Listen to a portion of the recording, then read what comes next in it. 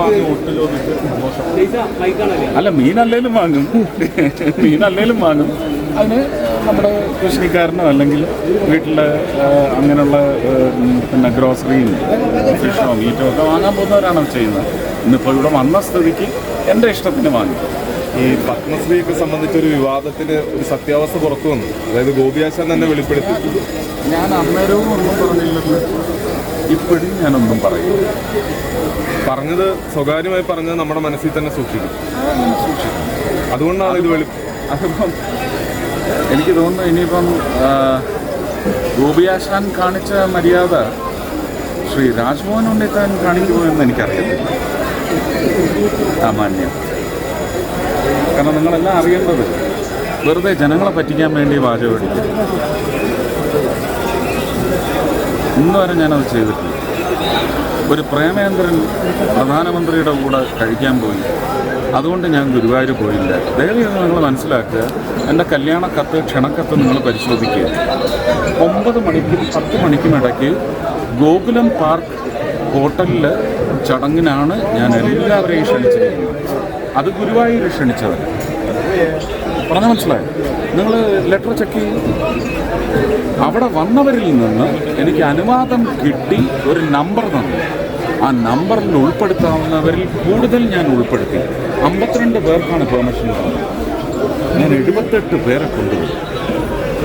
അത് തലേ ദിവസം രാത്രിയാണ് ആ എക്സ്ട്രാ നമ്പേഴ്സ് എനിക്ക് അനുവദിച്ച് കിട്ടുന്നത്. അല്ലാതെ ഞാൻ ഗുരുവായൂർ അമ്പലത്തിലേക്ക് കുടുംബക്കാരെ, ഇമ്മീഡിയറ്റ് ബ്ലഡ് റിലേറ്റീവ്സ്, അല്ലാതെ ആരെയും ഞാൻ ക്ഷണിച്ചിട്ടില്ല. അത് ഗുരുവായൂർ അമ്പലത്തിലെത്തണം കേട്ടോ എന്ന് പറഞ്ഞത് അങ്ങനെ ഒരു കഷ്ടിച്ചൊരു 20-25 കുടുംബങ്ങളുമുണ്ട്. ചെക്കൻ്റെ കുടുംബക്കാരെ ചോദിച്ചാൽ 5 പേര് അവരും അല്ലാതൊരു 15 പേരും ആണ് ഞാൻ ആവശ്യപ്പെട്ടത്. അങ്ങനെ ചെയ്യാനൊക്കത്തുള്ളൂ. കാരണം പ്രധാനമന്ത്രിയാണ് വരുന്നത്, നരേന്ദ്രമോദി അല്ല വരുന്നത്. അപ്പോൾ അതിൻ്റെ ചുറ്റുവട്ടങ്ങൾ സുപ്രീം കോടതിയുടെ 84 റൂളിംഗ് വെച്ച് നടപ്പിലാക്കിയേ പറ്റൂ. അതിന് ബാധ്യസ്ഥനാണ് ഞാനെന്ന് ഒപ്പിട്ട് കൊടുത്തതാണ് കമ്മീഷണർ. ക്ഷേത്രത്തിലേക്ക് ഒരാളെ ക്ഷണിച്ചത് നിങ്ങൾ പറഞ്ഞു. ഞാൻ ഈ പറഞ്ഞ പാരാമീറ്റേഴ്സ് ആയിരുന്നു അവിടെ ക്ഷണിച്ചതിന് കാരണം. ക്ഷണിച്ചിട്ടില്ല. അപ്പോൾ അത് ജനങ്ങളെ പറ്റിക്കാൻ വേണ്ടി ഒരു മെറ്റീരിയലായിട്ട് ഉപയോഗിക്കണം. ഇത് ഇത്രയും കാലം ഞാൻ പറഞ്ഞില്ലല്ലോ. പക്ഷേ ഗോപിയാശാൻ അതിൻ്റെ മാന്യതയുടെ പാരമ്യതയാണ് പ്രകടിപ്പിച്ചത്. അദ്ദേഹത്തിന് ഞാൻ മറുപടി കൊടുത്തത് അങ്ങനെയുമല്ല. പക്ഷെ ആ മറുപടിക്കൊന്നും പ്രസക്തിയില്ല. സാധിക്കില്ല എന്നല്ല പറഞ്ഞു. അതിന് ചില രീതികളുണ്ട്. അത് 2015 ശേഷം ആ രീതി എന്തൊക്കെ അഴിമതിയാണ് വരുത്തി വെച്ചതെന്ന് മനസ്സിലാക്കി ആ രീതി മാറ്റി ഇപ്പോൾ പുതിയ രീതിയിലാണ് കാര്യങ്ങൾ പോകുന്നത്. ഒരു 11 കമ്മിറ്റിയുണ്ട്. ആ കമ്മിറ്റിയുടെ മുമ്പിൽ ഞാൻ സെൽഫ് അഫിഡവിറ്റാണ് രേഖപ്പെടുത്തേണ്ടത്. അപ്ലൈ ചെയ്യാത്ത ആൾക്കാർക്ക് കിട്ടില്ല. കിട്ടും. ചില പാവങ്ങൾക്ക് ഇത് അറിഞ്ഞു.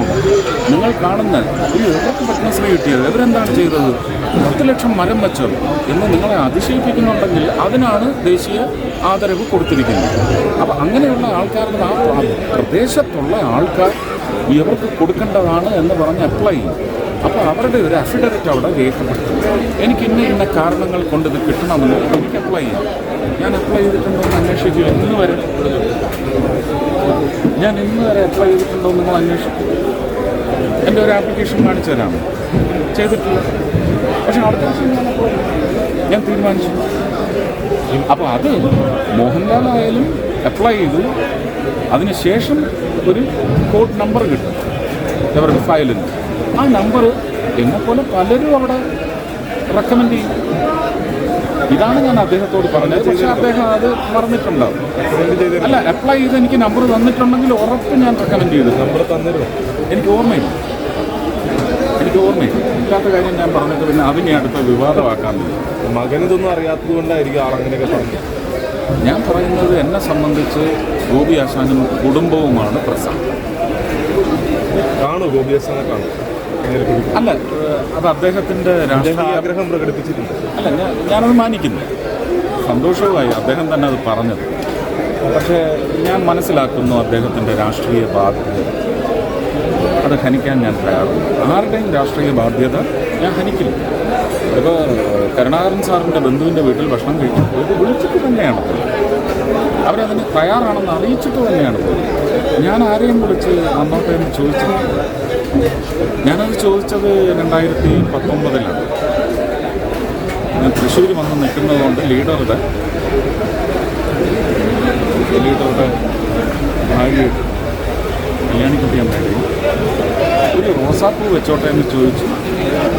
ഇല്ല എന്ന് പറഞ്ഞതിന് ശേഷം ഞാൻ അങ്ങനെ ആരോടും ആവശ്യങ്ങൾ മുന്നോട്ട് വെച്ചിട്ടില്ല. എനിക്കത് അവഹേളനമായിട്ട് ഞാൻ ഒരിക്കലും എനിക്ക് തോന്നിയിട്ടില്ല. പക്ഷേ ഒരു വിഷമമായിട്ട് തോന്നി. ആ വിഷമം തിന്ന് ജീവിക്കാൻ ഞാൻ തയ്യാറല്ല. അതുകൊണ്ട്